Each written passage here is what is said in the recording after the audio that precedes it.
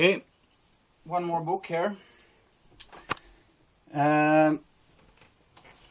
This one you haven't seen yet.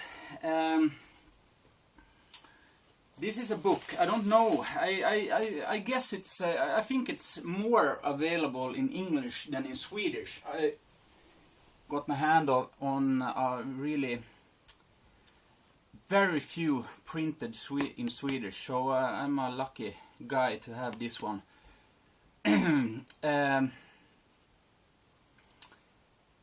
This is a very interesting guy. Let me say first, I don't sympathize with the Nazi or the Third Reich at all.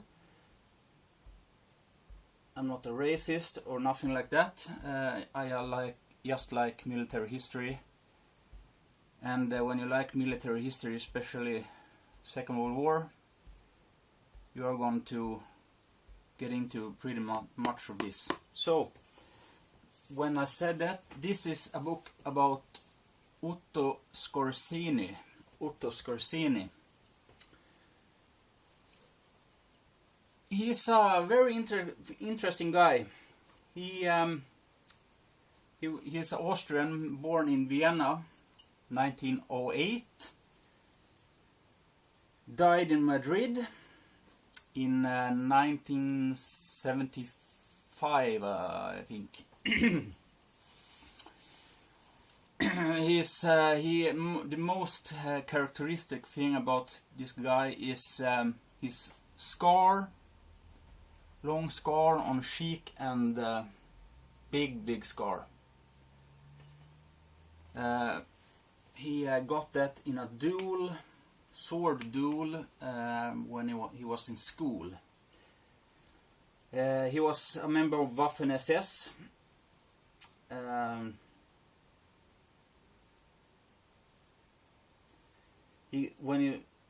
1944 he made the rank of Standartenführer. It's like colonel, I think. He was involved in France, the occupation of France, the Netherlands, Balkan, and the Eastern Front. He was hurt on the Eastern Front in 1941, and he got the Iron Cross in 1942. He got a lot of special missions, some of them right from the top, right from Hitler. One of them was the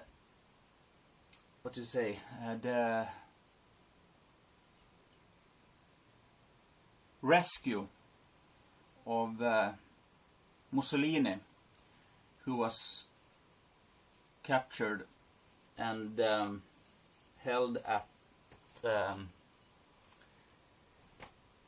Gran Sasso, 1943. That's the thing. One of the things he was most famous for, the rescue of Benito Mussolini. He got the Knight's Cross for that operation, and he led the famous, especially for you Americans, there are then often the Battle of the Bulge, when English-speaking German was behind American lines disguised as American GIs and in captured jeeps and tanks and doing sabotage and assassinations. He was the brain behind that. The rumors was that he was going to assassinate Churchill and Dwight D. Eisenhower, and those rumors was taken very seriously. He was considered Europe's most dangerous man for a time. Yes. When the war was over, he was captured to stand trial for war crimes, but he escaped to Spain, who at the time had a fascist government. So yes, and he it says some people think it's pretty sure about that he started the organization Odessa. It was a railway or a underground railway for former SS men and their families to escape,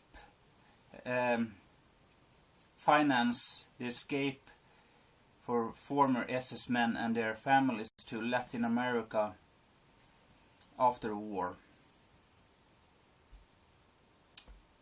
Yes, it's a very good book, very good read.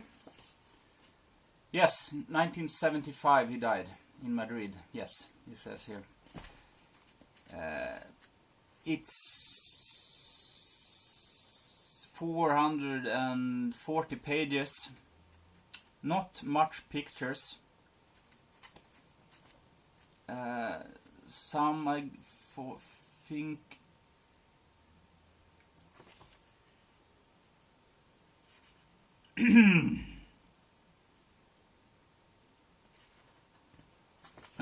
let's read here. The night between the 25th and 26th July 1948 disappeared Skorzeny from concentration camp in Darmstadt. He later said, "I was tired of it." So he escaped from the camp that he was held. Let's see here. I was just tired of it. Let's see if I can find a picture with him and Mussolini after the rescue. I think it's a picture of that in the book, but it's not very. I think it's only 5-6 pictures in the whole book, so it's a heavy read, but it's a good book. So yes, let's see here. I don't know if you can see with my camera, if you can see anything here, but here's some pictures. The Fallschirmjäger who, the paratroopers who rescued him, and